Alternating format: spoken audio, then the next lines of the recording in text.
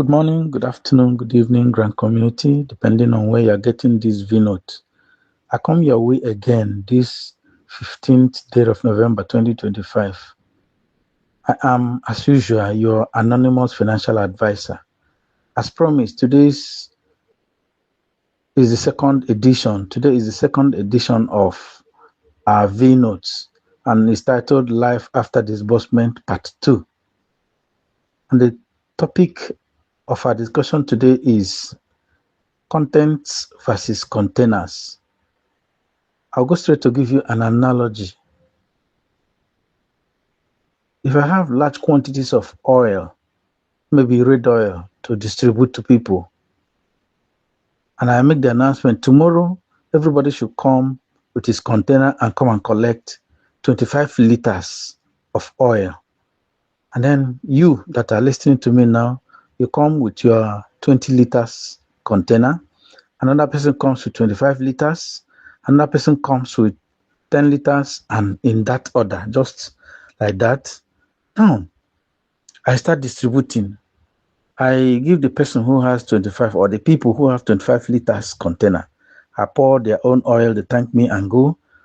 And then you that has 20 liters, I will just give you 20 liters. You that has 20 liters container. I cannot give you more than 20 liters, except I want to waste 5 liters. The same thing with the person who had 10 liters. I can only give him 10 liters of oil in his 10 liters container. And if I decide on pouring 25 liters into it, I'll end up wasting 15 liters, right? Good. Why I made this analogy is this. We are expecting something huge. Your brain is the container. What is coming is the content. Now, I want to ask you, have you expanded your brain enough? Have you expanded the container enough to accommodate what is coming? That is a very serious question. Have you expanded, just like the container and the oil that I talked of? You that has 20 liters, the only way you can collect your whole 20 liters is that you go and expand your container. This case, you don't expand it by putting fire to blow on it. You just go out and look for extra 5 liters, right? The person who has 10 liters container will just go and look for extra 15 liters. That is it. So I'm asking you, you know what is coming. You know what you are expecting. You know what to subscribe for. If what you subscribe for comes the way we did it, or the way we are expecting, or even when it is halved or whatever, is your mind big enough to accommodate it? Remember the Bible, Jesus himself in Luke 5:37 talked about you do not put new wine in old wineskin. If you do, the old wineskin will burst and the wine will spill. But it's better you put new wine in a new wineskin, and in doing that, you preserve both the wine and the wineskin. Consider it. Do you have the new wineskin that you want to pour this new wine into? Okay, I go ahead with some other illustrations.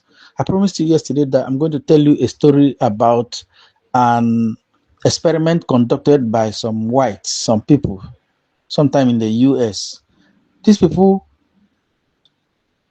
came together, contributed money, and then they raised 10 million US dollars. And they went to some village and distributed this to some wretched people, $1 million each. They said, take, this is your money, use it for whatever you want. But in a year's time, we're going to come back to check how far you have gone. And then they gave them, each person. Then in a year's time, they went back And what did they see? 3 out of the 10 people were already dead. What happened? Controversies relating the sharing of the money. Some were kidnapped and killed, some were murdered. Then 2 people again were in court. Their spouses, somebody had, okay, let's divorce so that I can get part of my own money. Then 3 other people were already bankrupt, meaning they already gone back to begging. Then only 2 people were doing something a little bit reasonable with the money. Have you seen? The issue is that we are not trained in managing money. All we learned about, even in the school, nobody does money 101. The way you do GST 101 or 102 or whatever. Nobody trains you on money management. What you do is, or what you learned from your parents, which most times are in just haphazard. And who taught your parents? Nobody. They just learned on their own, and everybody just keeps managing. And like I said, I don't know whether I mentioned it yesterday. My mentor, Robert Kiyosaki, yes, I did. He said that giving somebody a huge sum of money to manage without any training on money management is like giving somebody a loaded gun, somebody who has no training in gun management or in using gun. He can use the gun to wound himself or to wound other people, even to kill himself or kill other people. So that is why I'm coming around with all these voice notes. I want to give you also another analogy. All these things are meant to help you, help this idea sink into you. There's this story I read somewhere about a poor farmer in a village who was visited by the king. And the king said, you know what, today I'm going to make you a rich man. The king gifted him with a large bag of money.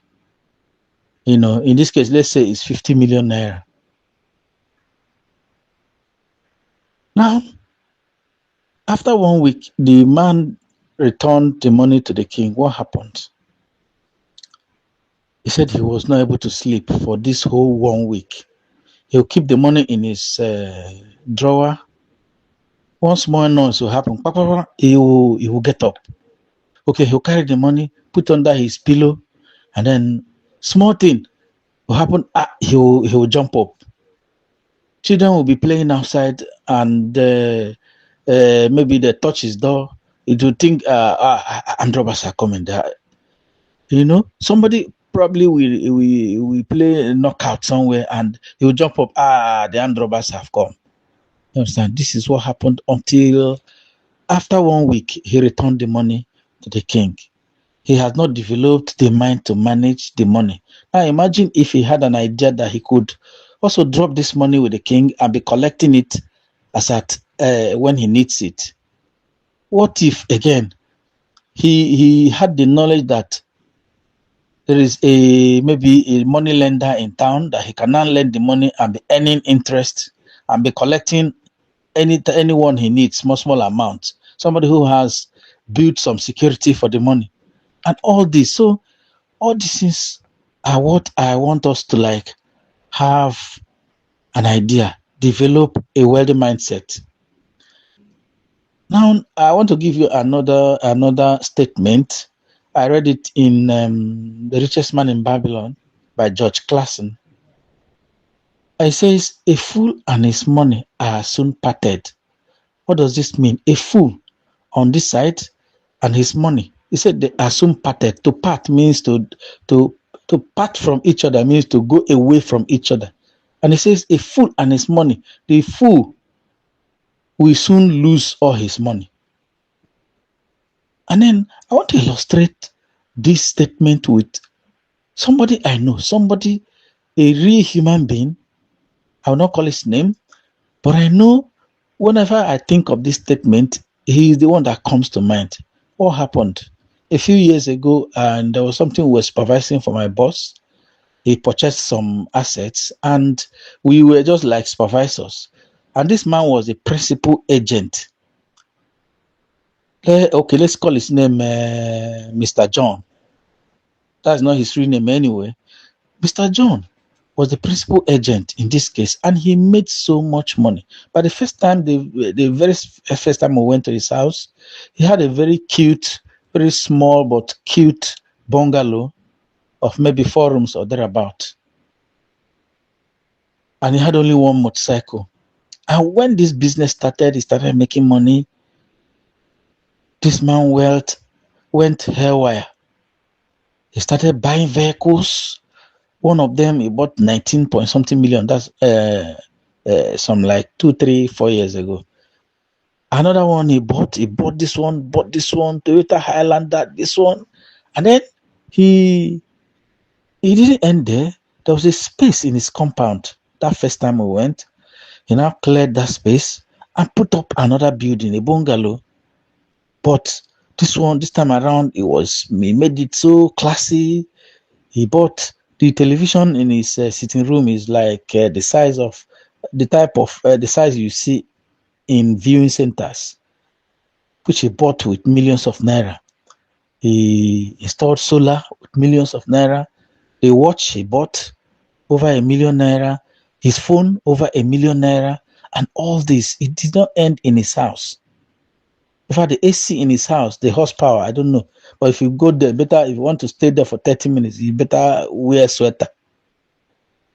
Now, it didn't end inside his house. He started buying cars and started dashing people. In fact, the problem he created, for him to manage it, he had to spend more money. For instance, not just that he bought cars for his pastor, he bought another one for the daughter who was just doing youth service. He bought for his brother. He bought for his sister. He bought for a shrine person. Somebody who is managing, I think is the chairman of herbal medicine dealers in the state. What happened was that the people he was owing before now, which he didn't even pay off, the cost problems that some of them took him to the shrine and to bulldoze his way, bought the vehicle for the shrine man just to quieten everybody. So this is a real human being that we interacted with. In fact, I even spoke with him yesterday. We have a meeting for another thing anyway, tomorrow or next. Now, to cut a long story short, this man squandered all these things and he made either over 300 meter or something like that. But as it is now, I've met him in town on 2 occasions where he came with public transport. It's not that the cars were not there, but obviously he could not afford the fuel. Now I even know that he has sold like 2 of those vehicles. Meanwhile, as this thing was going on, there was a meeting a hotel we used to meet in his village. That man, he told us that this man who owns this hotel was a retiree in one federal government, federal civil service. And this man built this small hotel. Every day you will see him there. He will just come and be reading newspaper. According to him, the man built it where, it's just his retirement money. And he will just sit there, be reading newspaper. He knows how many rooms were occupied. He knows how many bottles of beer were sold. He knows how many plates of food, and he knows how many meat and all this and all that. So he just does it, sits down, and then he's now enjoying his retirement. But this our man now, Mr. John, not his real name anyway, what we used to talk about it, me and my colleague, what he squandered in less than 2 years is more than enough to build that type of a hotel. I'm just giving you an instance. So that is it. We're talking of developing a wealthy mindset, a millionaire mindset. So with all the stories, I hope you have made some meanings. So I want to ask, what does millionaires do? How do you develop your mindset? Well, first of all, I want to say just short and simple that the best way, or what majority of all the millionaires do, is that they try to create value. That's all. They try to create value either by having a product that people can buy and pay money, or creating a service that people can come, patronize them, and pay money. This is just the summary of what many millionaires do. So when what we are waiting for lands, start thinking in that direction. Remember the Bible story I told you? You don't put new wine in an old wine skin. Now, this is about 15 minutes. Okay, another thing we need to know about this, we on in one of our subsequent in our subsequent this we will now shed more light on this creation of value. But for now, let's stop at this. Let me give you another thing you need to know: assets versus liability. I learned also in from my mentor Robert Kiyosaki that look, there's a definition of assets and liability that we need to know. It's not the normal professional definition by an accountant too. So please don't get me wrong. This is a definition by wealthy people. What is an asset? An asset is that thing that gives me money, while liability is that takes money away from me. Very simple and short. Even nursery school students can, pupils can define this. Asset is what gives me money. Liability is what takes money away from me. So when something what we're waiting for comes and you want to do something, consider an asset that gives money, drops money in your pocket. Now remember that some liabilities that are permissible. For instance, you can't have one bag. You know what is one bag now? You can't have one bag and you'll be living in a face me, I face you. Where if you're making a call, somebody is passing by your window and is dropping and you're calling millions. No.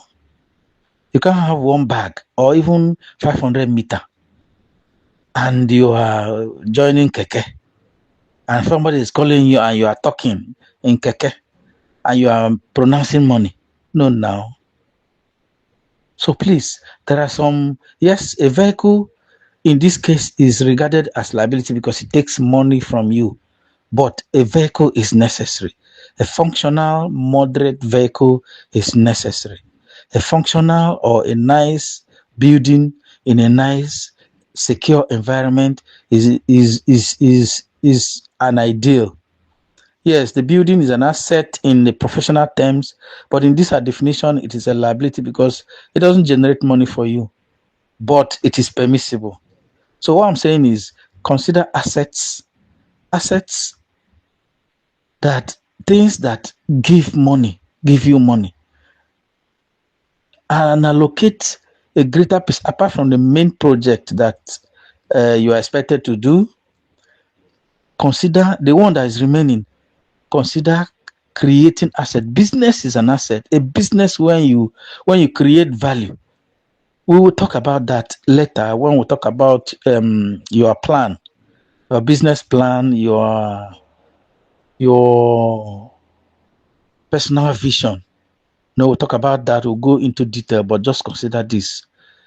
When you create a business that people come to patronize you, and then look at all the billionaires in the world. What do they do?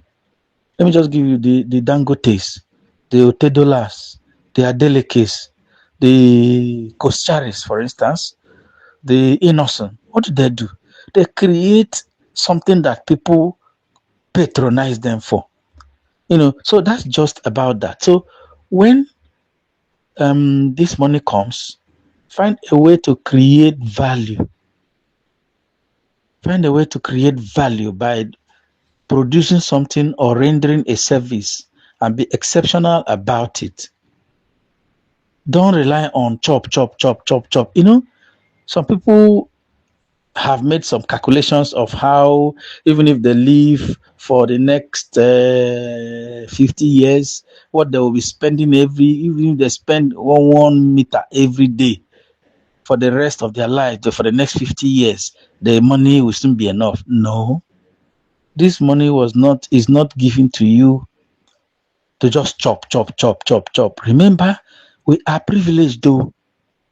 We are very privileged. Some people who started this race with us are no more now. Even those who are with us now, some of them have fallen by the wayside.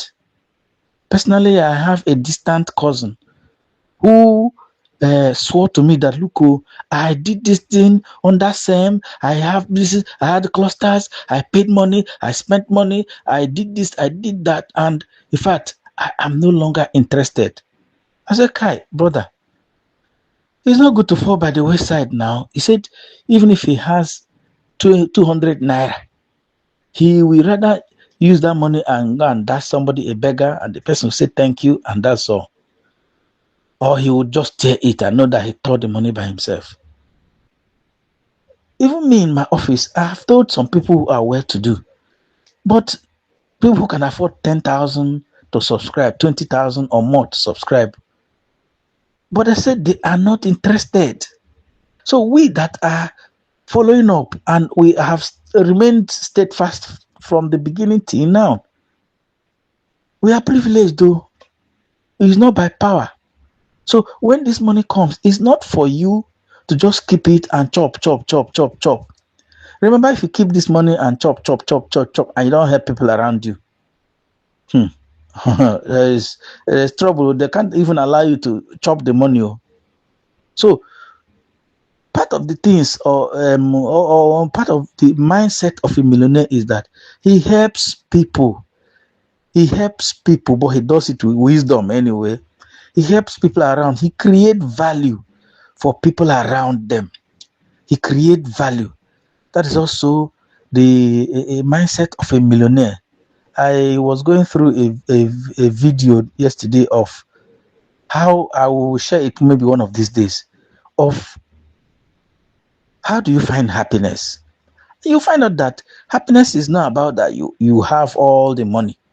You can eat with your family and eat and eat and eat to your satisfaction. Happiness depends on the value you create for people, the number of people lives you touch, so that when you are called from this earth, people will have good things to talk of you. God will say yes. Remember, we are all custodians. So this wealth that is coming, this generational wealth that is coming, how do you make it generational? Is it not by distributing it, by excuse me, by making other people benefit from it? So you have to create value for people. You have to help people. We will talk about that. I don't want this keynote to get unnecessarily long. So, but what let me just summarize so that we can wait for tomorrow's own. Expand your content. Expand your container, which this time is your mind, so that to be able to accommodate the content that is coming. Reason like millionaires. How do they reason? Create value for people. Think long term. How many you will help? Let me give you an example. Well, as all these subscriptions were going on, I was already thinking of my own immediate family. We'll talk later more about all these things. I was already thinking of my own immediate family. And my younger ones have already spent small money to subscribe for them. So that when this money comes, it's not like I'm a lone ranger. I'm like a tree in the forest. No, all of them already have their own all of them have their own. They can stand somehow on their own. With the ones I have, I support them and I give them trainings. I already made up my mind that whenever this comes, I'm going to, the first course I'm going to make is them. I will invite them to where I am now. Just abandon everything you are doing, abandon the money, just come. And we'll spend not less than a day to train them on this money management. All of us are all learning. So I want to end here so that the video to not be so long. But I also want to appeal that there are some people who have more experience than me. Some people even have less years of experience, but when they tell their story, they will touch lives. I want to encourage them to come up and then also give their V notes like this, share their stories. I am also a learner. I will continue to learn. Let me tell you why I'll continue to learn. Yes, I have managed money, my own personal money, not much though. But as a manager in a commercial bank, I've managed portfolios running into hundreds of millions and billions, a few billions. But I have not had as much as, let me say, one bag. You know what is one bag? Or even 500 meter in my own, as my own personal money. At once, I have not had that. So I tell you, I'm learning. Even these things I'm saying, I'm consulting my or the old books. I'm consulting my own book and all other books. I'm trying to piece together my experience. And so when somebody brings his or her own experience, I also learn from it.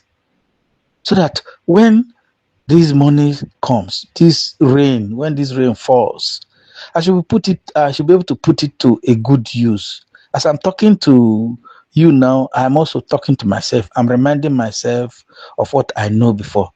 So I want to end it here. I want to thank you for listening. Tomorrow, like I promised, I'm going to do another one. And tomorrow I'm going to focus on safety first. Safety first. The aim is for all of us to get this money, enjoy it, help others, create value for people, build people so that when we leave this earth, people will be happy with us. Our God, who made these things possible, will be happy with us. And then above all, we'll be with Him, because that is the ultimate. That's why we are here in this earth. After all these things, this money will not derail us, but rather bring us closer to our Maker. And then at the end of our lives, we'll be with Him. Thank you very much.